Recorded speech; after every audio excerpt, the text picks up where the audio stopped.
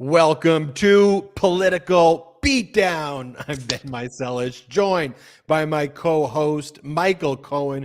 We have a lot to discuss. First and foremost, just wanted to wish everybody a happy Memorial Day weekend. And of course, it is a time where we pay our respect to those who gave the ultimate sacrifice for our nation. And it is important that we never forget what Memorial Day is all about and always reflect and honor those incredible sacrifices. On today's episode, we got to discuss this debt negotiation deal that President Biden, I think, outmaneuvered, out-negotiated these MAGA Republicans, and we are seeing today that in full effect with MAGA Republicans in full revolt against Kevin McCarthy. Kevin McCarthy's out there saying, didn't I do a good job? Didn't I do a good job? And all these MAGA Republicans are basically saying they're going to bring a motion to vacate to try to remove Kevin McCarthy. We got to speak about some of the latest updates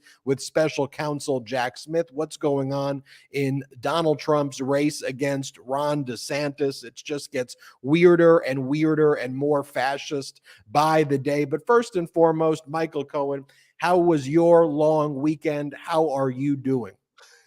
Well, first of all, Ben, I think one of the things that you also want to turn around and acknowledge is, yes, while we acknowledge those who gave their lives for democracy, we also honor all of those men and women who today still represent our military, and we thank them every day for helping to keep democracy and for fighting the American fight, because without them, we would be nowhere. Absolutely. Getting back to what's going on in Michael So my Cohen's weekend was a world. little bit messed up. If I could share with you, I picked up a nail while driving in the Hamptons in my vehicle, which left me with a flat tire on Memorial Day. I was fortunate; I was able to find B&B Auto Service, which is located in it's by Sag Harbor, and I was able to borrow from a friend who had an electric air pump. Literally, my tire pressure is supposed to be at 51 in the rear passenger tire. Instead, it was down to 0. So it took me about 15 minutes to pump that sucker up.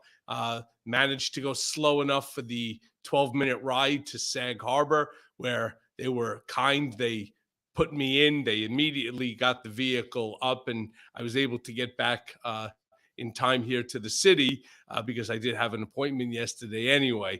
But it was that didn't make me too happy. But short of that, got a chance to see the Memorial Day parade out there. You have a lot of people that live out in Hamptons area that are former military people, whether it's World War II or any Desert Storm, Vietnam. I mean, all over the various different. It was really nice to see them all and honor them for their service to this country.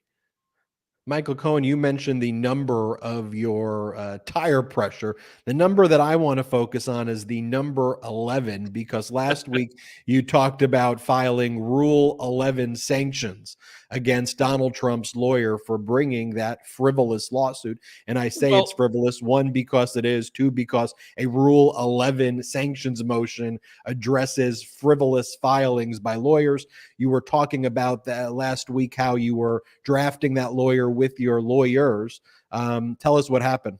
Well, as you know, with these Rule 11 motions, first what you do is you send that to the opposing counsel, and they have 21 days within which to respond and so on before you ultimately file anything. So we're just right now we're in the preparation stage of of all of this documentation regarding the frivolity of the case and the ridiculousness of the case. But what I will tell you, my lawyers spoke with counsel for Trump, Alejandro Brito, regarding the discovery schedule, and that discovery schedule has been sent to the judge, who will then look at each side and make a determination as to how the future of this case, will pan out in terms of discovery, documents,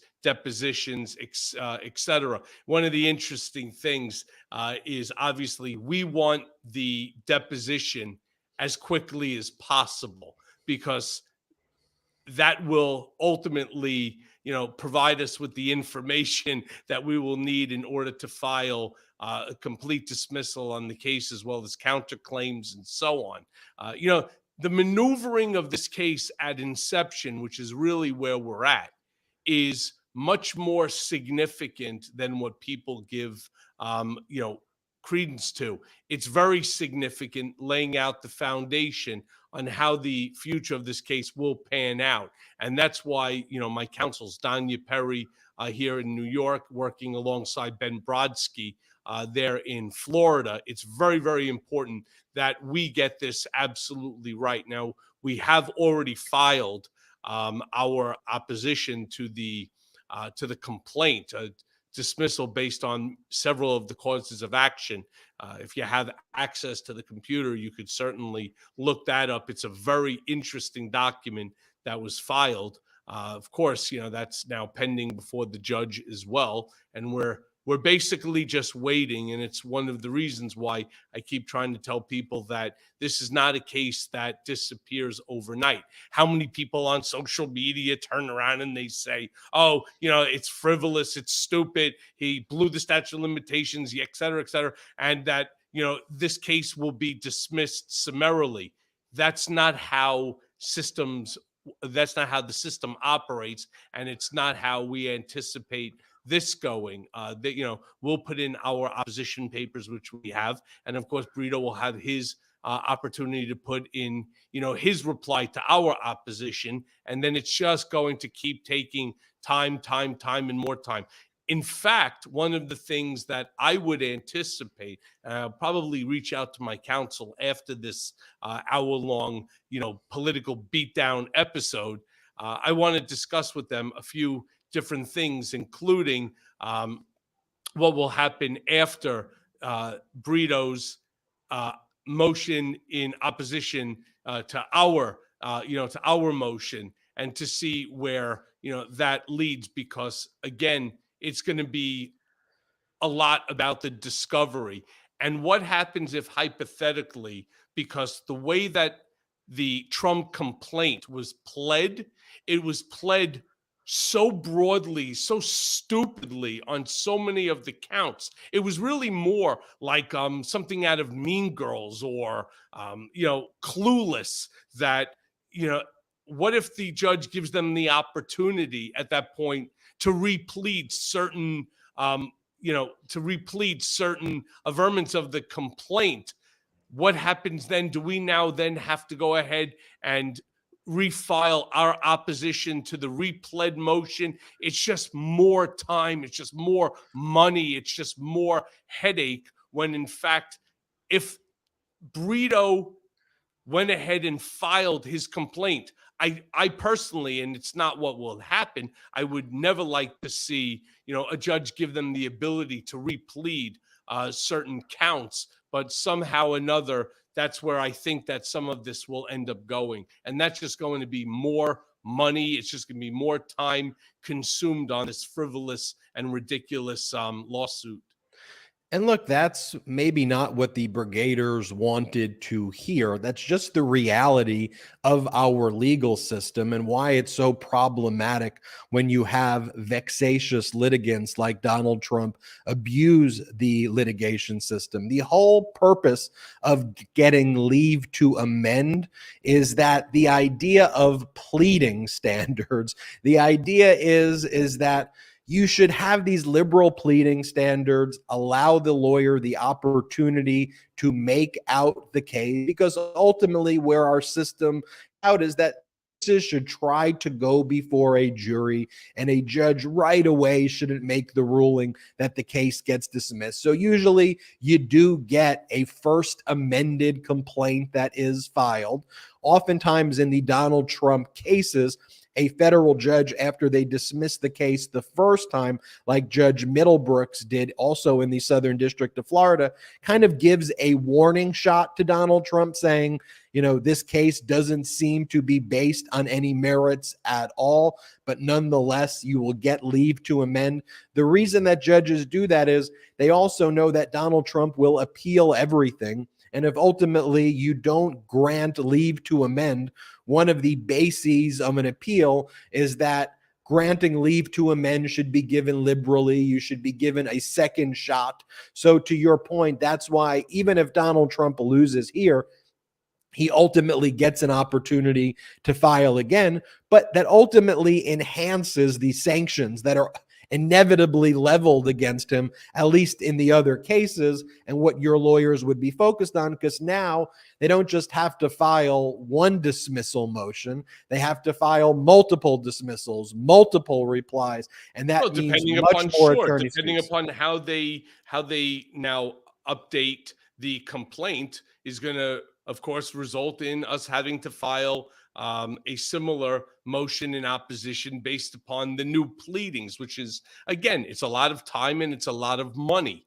Now, one of the other things is we want immediate depositions. We believe that it's important in order for us to proceed forward with this case, a case brought by this vexatious litigant, Donald J. Trump. Well, his counsel wants to wait until after the elections. We're talking about, was it 16 months from now? Well, that doesn't really seem to fly in the face of reality. I can't imagine that, a plaintiff who brings a lawsuit, if you didn't want, to be deposed, then maybe you shouldn't have brought the lawsuit. Or if you're concerned because you're believing that you're going to be on the road for the next say 16 months. Okay, maybe you should have thought about that before you filed your lawsuit, genius, right? Maybe hold off for the 16 months, depending upon statute of limitations. You have an obligation to weigh,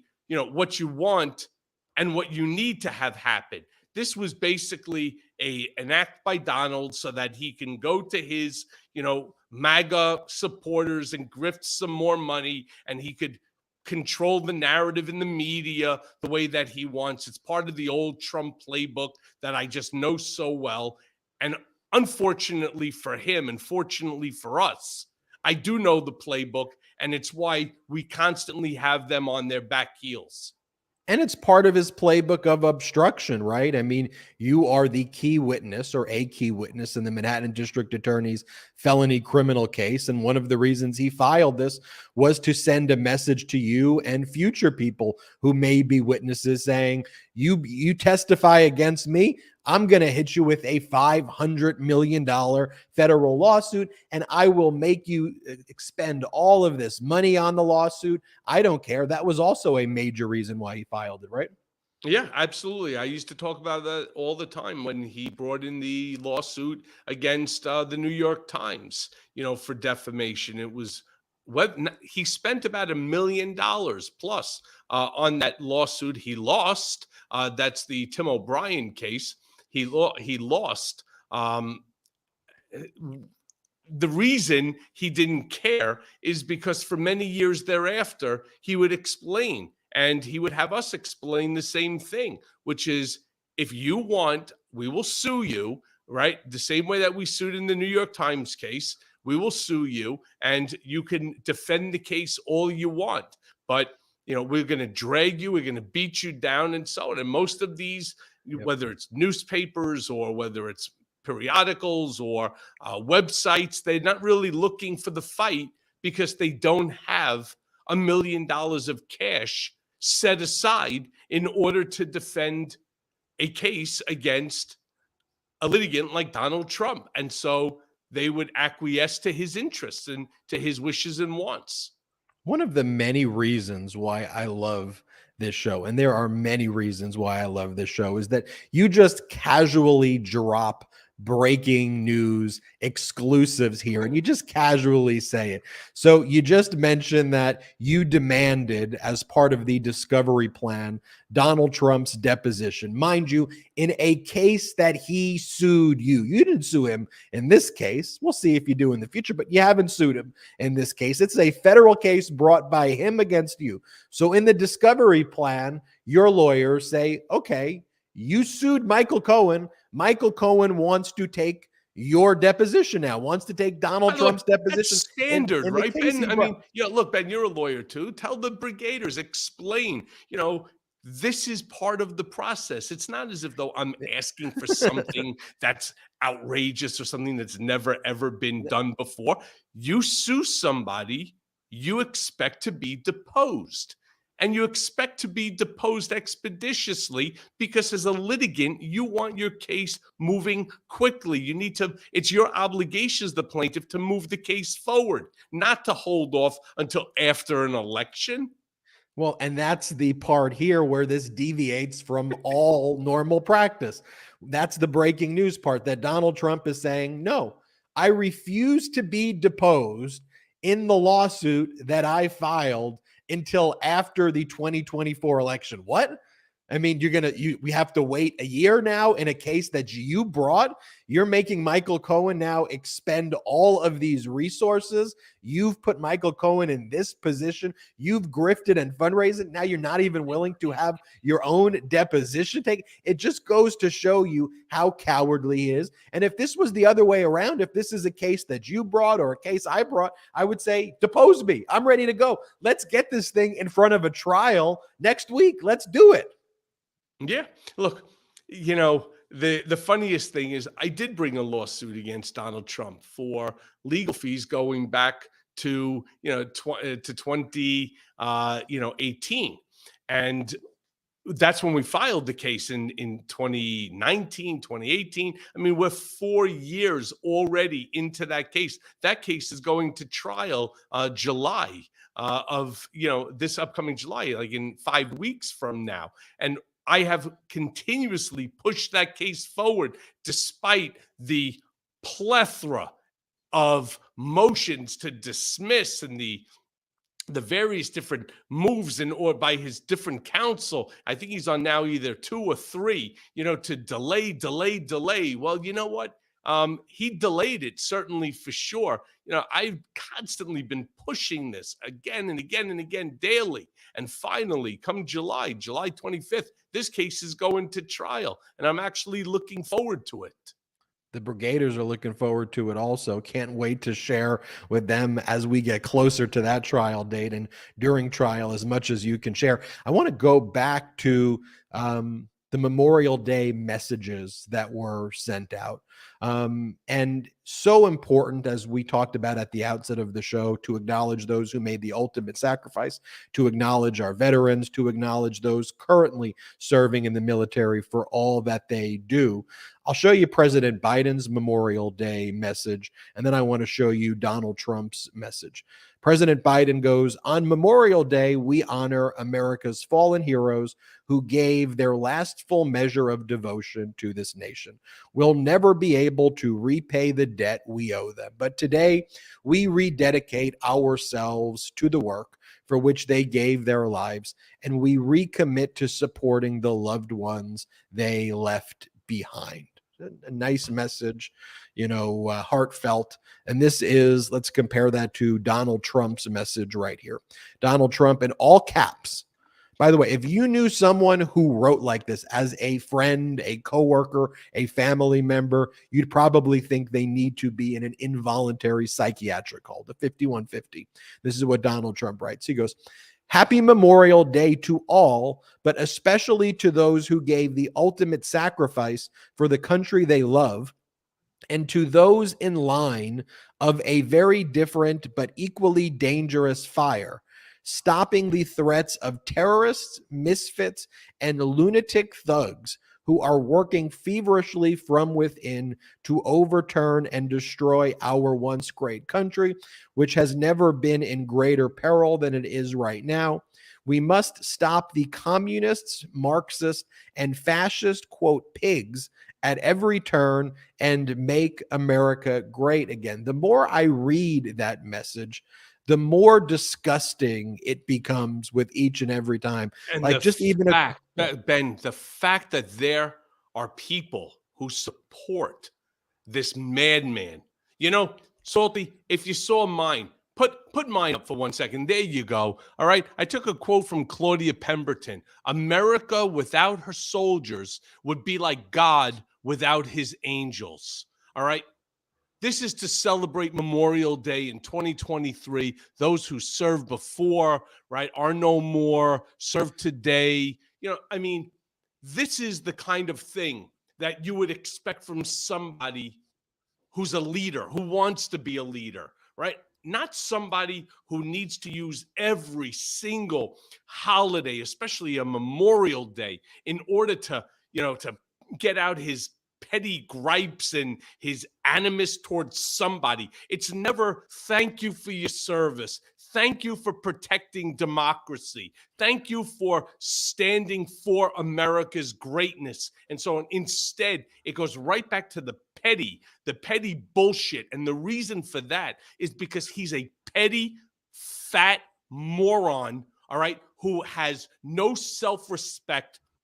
Believe it or not, it really goes more to show you about him than it does about, about Memorial Day, about our soldiers, about our military, about the sacrifices that people make in order to keep America, the democracy, the strength of the world that we are. So, as I do in every single, I really wanted to save the two middles, right, for Ron Sanctimonious, DeSantis, the Schmuckus, whatever the fuck we want to call him today. But Donald, for doing what you did on Memorial Day to anyone, and you see this on Twitter all the time. You see these people in their profiles, Vietnam veteran, former veteran, military family, Gold Star member, supposedly supporting Trump.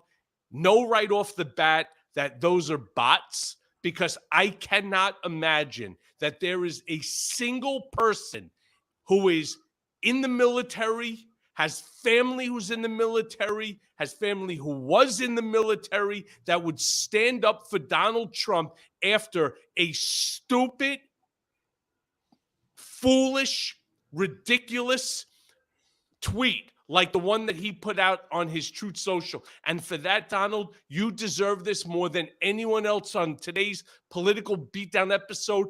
Fuck you, you idiot. You mentioned Ron DeSantis. Let's pull up this other post by Donald Trump where I guess the new thing in the MAGA Republican Party is saying, no, you're woke. No, you're too woke. No, you're too woke.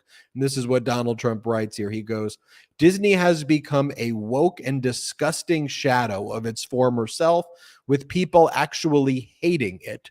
Must go back to what it once was, or the, quote, market will do irreparable damage. This all happened during the governorship of Rob. He calls Ron DeSantis Rob De Sanctimonious. Instead of complaining now for publicity reasons only, he should have stopped it long ago. Would have been easy to do, still is. And it's just saying that they're going to act as fascists, use the government to destroy Disney, because Disney put out a statement once about supporting the existence of LGBTQ plus people. Like, let's not forget why they hate Disney, because Disney respects the existence of human beings and respects their basic humanity. That needs. And by the way, Ron DeSantis' speech over the weekend was, well, why should people vote for you? And DeSantis goes, because he says, because I will destroy the left and completely obliterate wokeism. Not what I'm going to do for the people. Salty, drop that Donald Trump Truth Social one more time, because there's something very important here. And I want our brigaders to look at the very last line. Would have been easy to do, still is. Think about Donald Trump for a quick second, about all of the things that Donald says It's easy to do. I could do it in 2 seconds. Like, what else can he do in 2 seconds? Well, if you vote for me as president, I'm going to stop the war between Russia and Ukraine. It's easy. It's easy to build a wall. I'm the best builder that's out there. I can build it no problem. We're not even going to pay for it. Did that ever happen? Right? Do you think he could really stop the war between Russia and Ukraine? Simply, do you think that he could turn around and stop Disney, a private, right? Well, it's a publicly traded, but a private company, to go ahead and to move their $1 billion now expansion to California, that they can turn around and put Disney out of business because supposedly Mickey and Minnie are fucking with young children's minds and making them, want to be gay or transgender or some other crazy nonsense that's floating inside that fucking head. The sad thing is we would expect stupidity like this from Donald Trump because Donald Trump is actually stupid. But Ron DeSantis is not a stupid man. I mean, he's fucked up. He's just not stupid. I mean, he's really highly educated and he clearly did very well in school. I mean, he's got Ivy League education, both undergrad and then law school. And to make a stupid statement like this, it really makes you wonder, what the hell is going on inside this guy's head? I mean, look, let me just go back to this whole thing with Memorial Day for 1 second. When he turns around and he does things like this, and again, what do we call Donald, right? When you're part of the military, you turn around, he's, Captain Bone Spur. This is a guy who did everything, used his daddy's influence in order to avoid the war, meaning Vietnam, right? Made all sorts of lies about having bone spurs in his foot without being able to tell you which foot that he had an operation on. Look, I understand, right? He couldn't clearly have said that he had bone spurs in both feet, right? First of all, that would be unusual. But then somebody would say, well, show us a scar on both your feet. Well, I had it in one of them. And so which one? I don't remember which one, right? Do you understand just how dangerous somebody who's able to think like this in that wackadoodle circular method? It's so scary, the fact that these two people are actually running for the office of the presidency of the United States of America. It's scary that this is the best that the Republican Party has so far in order to be leaders of that party. This is a very scary time that we're living in. And again, it's why on every single segment of Political Beatdown, it's why also if you listen on Mea Culpa, and I hope you do, why I constantly say again and again and again, it is your responsibility. It is my responsibility. It is our cumulative responsibility to make sure that you vote, and not just you, but everyone who's of age to vote in your household and your next door neighbors and your parents and your sisters, your brothers, your cousins, everybody, right? It is imperative that we get that vote out, that there is not a question to be left that Donald Trump, if in fact, or Ron DeSantis, if Robert DeSantis, could you imagine this idiot got his name wrong? That the fact that these two people were the opponents, right? That Joe Biden destroyed them and that this wasn't even a close race, because it's only the continuous losing of seats, the way that Republicans lost in the Senate and the way that they did far poor. They did, than they thought that they were going to do, in the Congress. These are the important things that we need to show the GOP so that they put an end to people like Donald Trump, like Ron DeSantis, and others who are absolutely destructive to democracy and our way of life.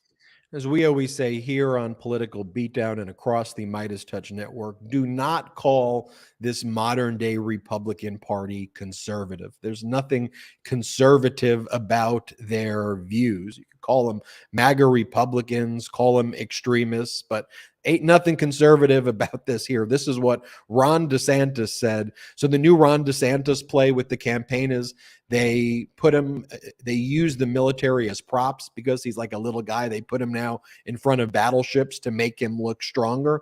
And he just rails like a fascist wannabe about his platform is to destroy the left. And by the way, before I play you this clip, could you imagine if President Biden gave a speech? Well, what are you going to do? I'm going to destroy conservatives. I'm going to crush conservatism. Could you imagine the way that would be covered? But other than here on the MeidasTouch network, you won't really hear a peep from the media and how they cover this. But play this clip of Ron DeSantis from yesterday.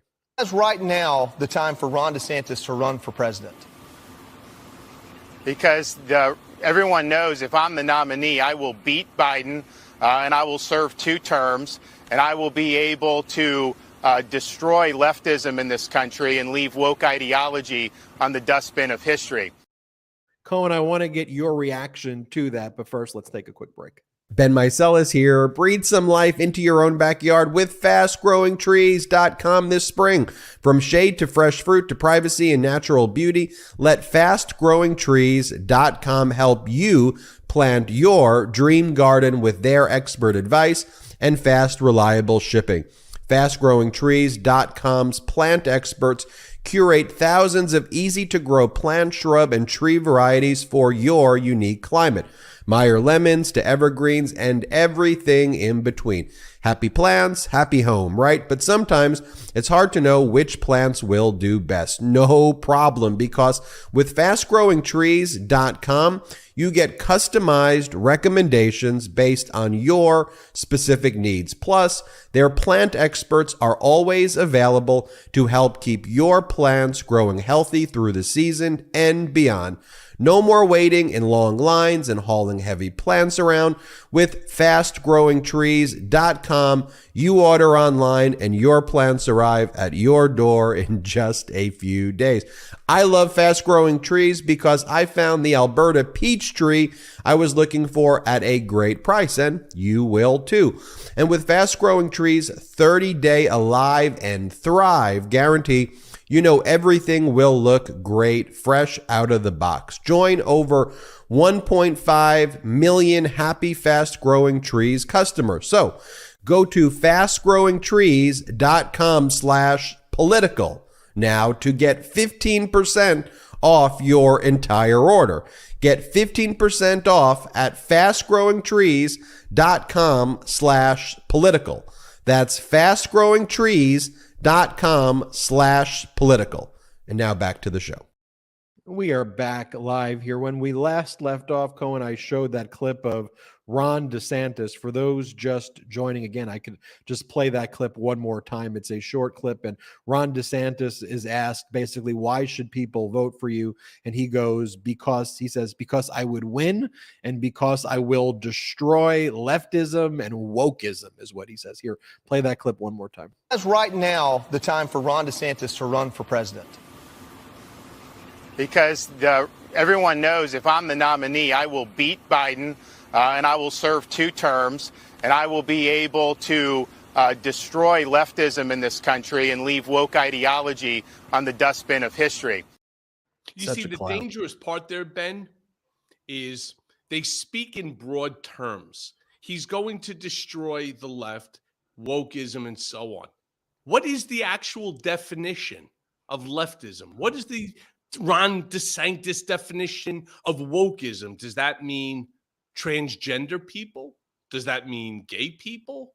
Does that mean, mixed, we'll call it biracial marriages? Is it going to be, who knows? That's the whole problem. We're now leaving up to a guy who's clearly unhinged. We're leaving up to him a determination, if he was president, on groups of people that he sees as fundamentally flawed to destroy, because he thinks that that's the job of the president of the United States of America. You see, somewhere along the line, I've always remembered that the job of the president is to be the president for all people. That's those who voted for him and those who didn't vote for him. That you're supposed to worry about growing America, not having America recede back into the days of 50, 60, 100, 200 years ago. What he's doing is exactly what the commanders were doing in the Handmaid's Tale. They are making determinations based upon their theocracy, what should and should not occur, who you can and cannot love, who you can and cannot marry, who you can and cannot associate with, some of the things that you can read and you can't read, things that you can say and things that you can't say. Well, listen, I gave the double fingers to Donald on this one because he fucking deserves it for being Captain Bonespur and saying the stupid shit that he did on such an important day. But I really wish I had 4 arms because the other 2 would go straight to Ron. And you talk about who it's so broad. Who are they calling woke? Who are they calling the left? What does woke even mean to him is really the main question. He doesn't even understand what wokeism is, or it's not what he thinks. They've turned it into a really horrific term for their supporters. Well, and even to weaponize against their supporters if their supporters don't give total allegiance. The Texas House Republicans saw that over this past weekend when they impeached Ken Paxton and Marjorie Taylor Greene and Donald Trump, and everyone basically accused the Republicans in the House of Representatives in Texas of basically being woke, of being liberal, and this was a liberal conspiracy, not the fact that Ken Paxton accepted bribes, among other things, so that he could take his mistress and move her 90 miles closer to where he was and to give all these benefits to a real estate developer. And that's just the tip of the iceberg in all of his criminal conduct. But no, it was the liberal Republicans in Texas is what they said. Everything is defined that way. And I'm reminded by the poem, that was first they came for the communists and I did not speak out. I was not a communist.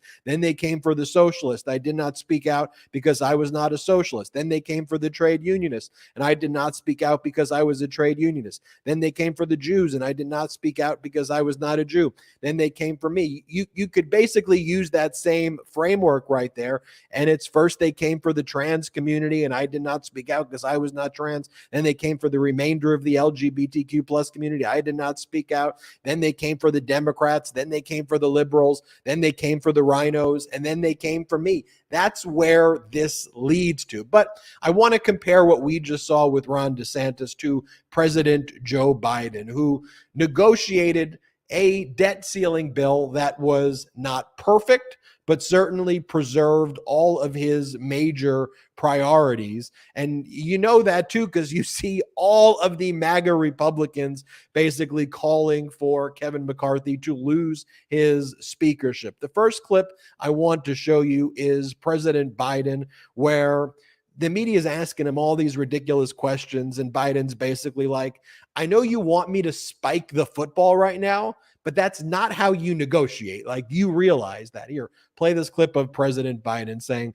one of the things that I heard some of you saying is, why doesn't Biden say this or that? Play this clip. A number of the members. I spoke to McConnell.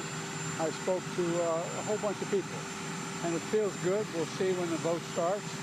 And look, one of the things that I hear some of you guys saying is, why doesn't Biden say what a good deal it is? Why would Biden be saying what a good deal is before the vote? You think that's going to help me get it passed? No. That's why you guys don't bargain very well. Anyway. Mr. President, what's your message?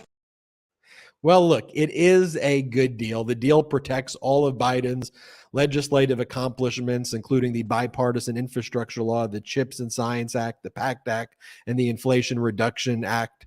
It beat back cuts to Medicaid that would have put health coverage at risk for 21 million people. It protected Biden's student debt relief plan to hardworking borrowers recovering from a once-in-a-generation pandemic. McCarthy asked for a 22% reduction in all non-defense discretionary spending, which would have been a significant cut of major government programs. He got no reduction at all. Instead, spending is going to remain at current levels. The deal is also for 2 years, meaning we won't have to revisit this as we head into the 2024 election. I mean, there were some concessions that the work requirements for the Supplemental Nutrition Assistance Program went from the age of 49 to 54, but the overall eligibility was actually expanded. And while the student debt collection efforts will resume in 60 days, they were set to resume in 60 why days. Don't they start? Why don't they start collecting on some of that PPP money that was stolen, like the 12, 13, 14 million that was given to Kushner and so on? The fact that you have this 0.1% that they ended up using and getting more PPP money than anyone, that there's like $1 trillion still outstanding, unaccounted for, thanks to the Trump administration. But I want to go one step further here. And I want to say, this is when I keep talking about voting and the importance of voting and staying active and staying with us, and to tell your friends to join us as brigaders on the Political Beatdown. I want to remind people about a line. It's not Ron DeSantis on wokeness. It's not stupid ass Donald on wokeness. It's fucking Nikki Haley. People are saying, oh, well, she's going to bring some normalcy to the Republican Party. She's level-headed. She's a clear thinker. And I call bullshit on that one. Do you remember? And I want you to look it up if you don't believe it. Nikki Haley made a comment a while back where she said, wokeness is a virus more dangerous than the pandemic or than the epidemic. This came out of Nikki Haley's mouth, this Republican defining of what woke is even all about. It's a term that they have decided to create and to use in order to sort of weaponize their followers to believing that this is the end of your lives, that this is the end of your children's ideology, that this is going to cause every child to become gay or every child to want to be trans or to read stories and to understand that the history of Black America, to understand World War II and Nazis and anti-Semitism and hatred and so on. Well, so here's what we're going to do. We're going to do like what they did in The Handmaid's Tale, like what they did in Orwell's 1984. They're going to take your books. They're going to burn them because we don't want you to read any of this stuff. And when you start to suppress people's ability to read and to hear the truth, that's the First Amendment. That is the first of the two stages that is needed in order to change a democracy into an autocracy, to change America into, for example, the way that Russia currently is, ruled by a president who's really not a president, but he's really the dictator. He's the czar. We have that clip of Nikki Haley on file here. Play that clip. On Biden and Harris's watch, this woke self-loathing has swept our country. It's in the classroom, the boardroom, and the back rooms of government. We're told our country is flawed, rotten, and full of hate. Joe and Kamala even say that America's racist. Wokeness is a virus more dangerous than any pandemic, hands down. I mean, it's the most ridiculous statement. It's dangerous. It is absurd. It is all of the things. And yeah, that's who the MAGA Republicans or the Republican Party says is a moderate. A statement like that should be so utterly disqualifying. But speaking of utterly disqualifying, I want to show you some of the responses from earlier in the day from these MAGA Republicans in response to the debt ceiling bill that was negotiated between Kevin McCarthy and President Biden. Let me show you this first from MAGA Republican Byron Donalds. And he talks about how it's funny that the White House talking points are so cheery. So if the White House is happy, they don't read the bill. They just know if the White House is happy about it. And that's why what President Biden said before is so smart. If he says he likes it, that's all you need to do for the MAGA Republicans. Say, we must hate this, not let's read the bill. And I'll make a point of that in a moment. But this is Byron Donalds. Play this clip. Add this last thing.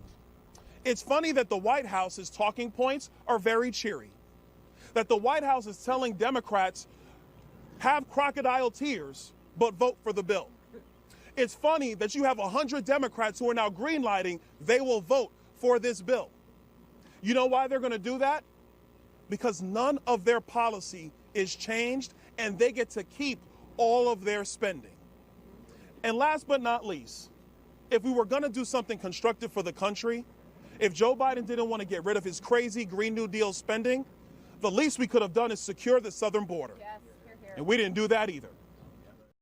You didn't do it when Donald Trump was in office. All of that spending, the 25%. You know that it's a fucking joke when sitting right to your right at a press conference is Lauren Boebert. I mean, you know, it's that stupid. You know, it's not only that this Byron Donalds is stupid, but think about when Donald Trump himself was there on CNN with Caitlin Collins, and they were talking about the debt ceiling. And what did Donald say? He said that they should default, and she was shocked. It was a great opportunity for him to turn on me, maybe give some people some comfort that this lunatic is not as unhinged as we know him to be. No, they should crash it. It would be good if they crashed it, which it wasn't good the 3 times that they did it for you, when his response was what? His response was, yeah, but I was president then. I'm not president now. Meaning, burn the fucking country down today because I'm not president, because you didn't reelect me as president. Burn it down under Biden. I'm going to try to be president again so that I could again become your dictator, your monarch, your supreme leader. I mean, that's what's going on inside that deranged head of his. And here's what's going on at that deranged press conference. You mentioned Lauren Boebert. She was one of the main MAGA Republicans giving speeches today against the debt ceiling compromise. Here's what she had to say. Play the clip. Because there is nothing real in this bill to enforce. In short, tomorrow's bill is a bunch of fake news and fake talking points that will do nothing to rein in out of control federal spending. It's like the stupidest stuff in the world. It's fake news. What does it even? Ben, wasn't there also something there with Lauren Boebert where I think it was her husband was dressed up as a transgender or something like that? Wasn't that Lauren Boebert? Well, I think her husband. There's something there. That was Marjorie Taylor Greene's boyfriend dressed up as a drag queen. I confused Lauren. You get him confused, but Lauren Boebert's husband was recently heard on a 911 tape attacking Lauren Boebert's son. Her son called 911. Lauren Boebert then intervened and basically said, no, my husband's not. She goes, I'm the mom. She doesn't say I'm his mom. She goes, I'm the mom, and there's no abuse taking place, and basically had her son recant the story. That's the second 911 call from the Boebert residence that we've covered here on the MeidasTouch network. I want to also show you this other MAGA Republican talking point. This is MAGA Republican Ralph Norman, who went on Fox, and his talking point was that even though he had 72 hours to read this debt ceiling negotiated bill, it's 99 pages. He had 72 hours to read it. It could probably take you about an hour. Took me about an hour and 10 minutes to read the full thing and to go through the full text. He claims that 72 hours was not enough time. But to be fair, Fox did push back. Here, play this clip. About it, John. I mean, we were over Memorial Day, and to get a call to comment and support a bill that the negotiated bill that we hadn't even read. It's like the Pelosi days. You got to pass it before you can read it. This needs to be But he is giving you 72 hours to consider it before you're asked to vote on it. Pelosi didn't do that. Pelosi didn't do that, and that's what the part of the 20 of us that did in January, we got that. But really, for this serious of a bill affecting the dollars that it is and the financial security, which is national security, we ought to have a lot more time. And I think the date only 99 pages. Moved. We're not what? It's only 99 pages, not the 2,000 plus that the Affordable Care Act was. Well, and yeah, the one of the Biden bills was 4,180 pages that we had less time to read on. But no, this is a serious issue. We've got serious concerns with it. At the end of the day, I think we gave away way too much, and it's time to negotiate and go back to the table. All right.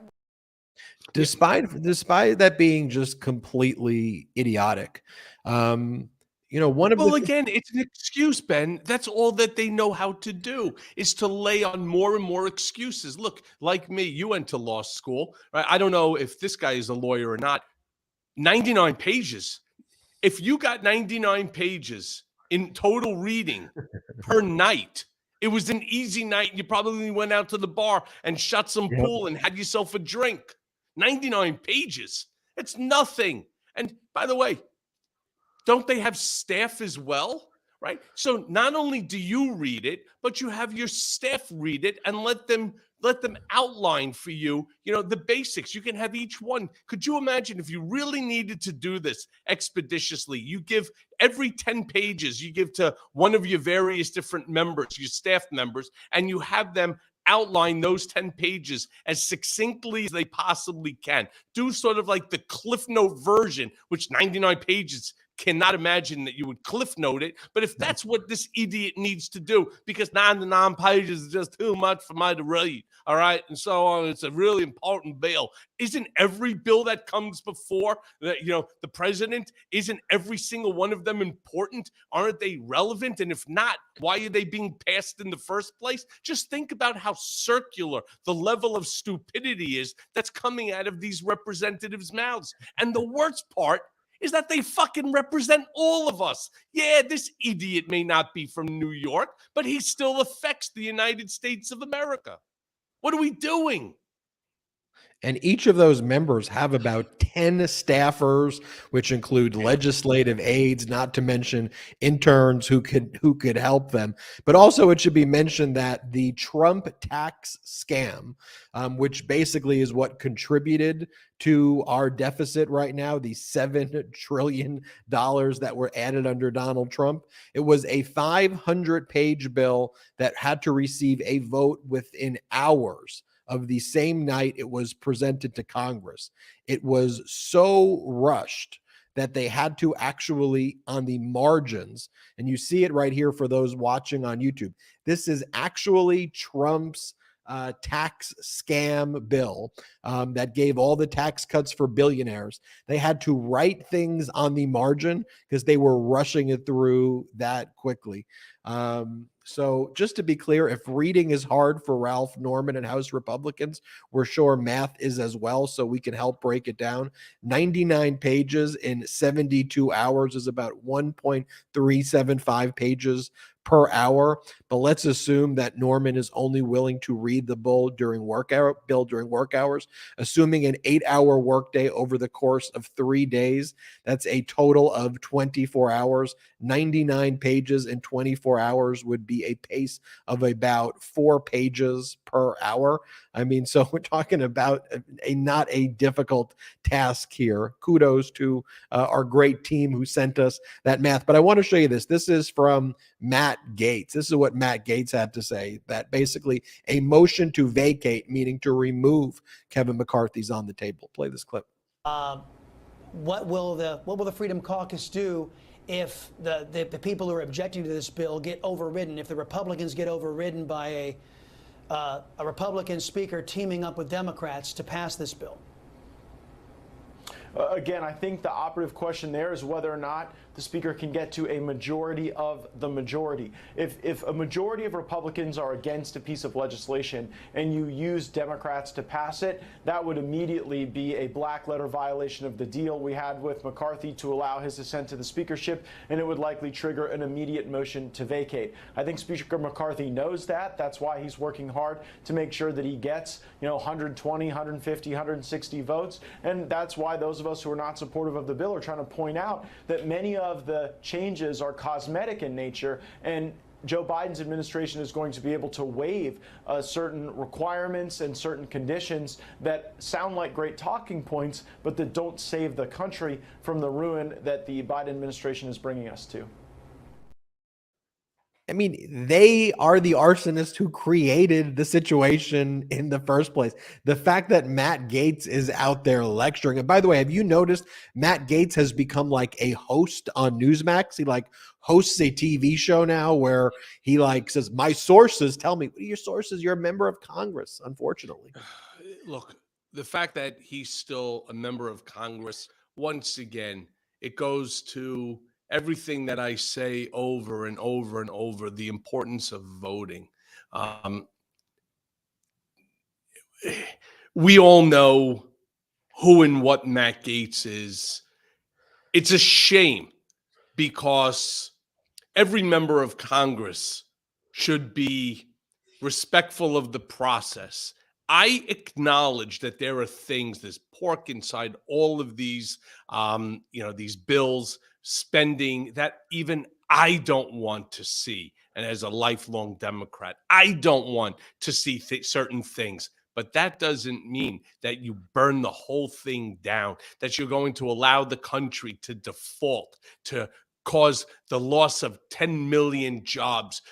Government employees won't be able to be paid. Our credit rating in the world will be diminished. Our standing as the economic superpower of the world will be at risk. Countries will turn around and seriously, this is the best that you could think of as a member of Congress, that this is the best thing that you think that the country should do right now is to follow, Donald Trump's path to the dumpster so that we can all get, we can all just sit there and just allow our country to fall apart because Donald Trump wasn't elected president and that they're now going to allow the default to occur. I mean, it's so stupid. It's so ridiculous. There's just no way to describe. We are stuck, Ben, into a situation that is referred to as a zero-sum game. In order for the Republicans to win, they have to destroy the Democrats. And the Democrats feel the same way. In order for us to win, we have to, it's a zero-sum game. We have to get what we want. Well, here, it's neither side. It is bipartisan. It's the way it's supposed to be. It goes back. It's a win-win debt ceiling deal. It is. No one is going to be able to take credit. It was bipartisan. So, whether you like Kevin McCarthy, and I don't, or you despise him as I do, he did the right thing for America, and he should be applauded for that. Not to have somebody like Matt Gaetz come out there and say that he should be removed from his position simply because he didn't allow the debt ceiling, to expire and for America to default. That's just asinine. Absolutely. And just want to give some final updates on special counsel Jack Smith. Some news broke this morning. This is from The Guardian that Trump lawyers said to have been waived off searching office for secret records. This was an exclusive by Hugo Lowell, just does incredible work. Evan Corcoran said he was steered away from Trump's office, where the FBI later found the most sensitive materials. Evan Corcoran was one of the lawyers who provided that attestation to the Department of Justice on and June now 3rd. They also think that there's an insider in the legal team that's spilling a lot of the information. So that's got Trump all worried as well. Yeah, and in that same report, it talked about how a month ago there was an ultimatum delivered by one group of Trump lawyers, basically saying, you've got to get rid of the Boris Epsteins and the Lindsay Halligans and Alina Habas and Joe Takapinas. They don't know what they're doing. And then we saw Tim Parlatore leave 2 weeks after that. So Donald Trump basically has the D team at this point, and he has already been digging that hole even deeper than the trouble he's already been in. Like, he's committed more crimes recently than the ones he's being investigated for, but every single day, more and more crimes. We are exposing that here on Political Beatdown, and also just talking about our democracy, common sense, humanity, decency, compassion, intelligence. That's what Political Beatdown is all about. Make sure you check out Michael Cohen's new book wherever books are sold, Revenge, How Donald Trump Weaponized the U.S. Department of Justice Against His Critics. Below in the description of our YouTube page, if you want to contribute to Michael Cohen's legal fund, all money goes to the lawyers. You can check that out in the description below. And of course, we talk about all the updates of what's going on in those cases here on Political Beatdown. Check out store.MeidasTouch.com for the best pro-democracy gear, including the Mar-a-Lago Correctional Facility Mea Culpa podcast official shirt. That's store.MeidasTouch.com. Make sure you check out the podcast Mea Culpa as well. It is a great, great show wherever podcasts are available. If you watch Political Beatdown on YouTube, make sure you subscribe wherever you listen to audio podcasts. If you listen on audio podcasts, subscribe to the MeidasTouch YouTube channel. And you can also support the MeidasTouch network by going to patreon.com/MeidasTouch. Michael Cohen, I'll give you the final word. Listen, just thank everybody. Again, happy Memorial Day to everyone. Thank you all who have supported. Your support is so important and necessary to keep this fight, to hold Donald Trump accountable for this litigation. Got to stop the man, in his tracks. Again, it'll be the second time he will be, I predict that it'll be the second time that he and his lawyers will be sanctioned, because it's a ridiculous case, but nevertheless, it needs to be defended. Revenge, extremely important that you understand where this is all coming from and just how close to losing democracy that we are right now living with when you have someone like Donald Trump, when you have someone like Ron DeSantis or even Nikki Haley asking to be the president of our great country. So to our brigaders, it's time to fight. Need your help. Most importantly, make sure you get out there and start doing something for the Democratic Party. Make sure you get out there and start helping to bring out the vote. Shout out to the Meidas Mighty.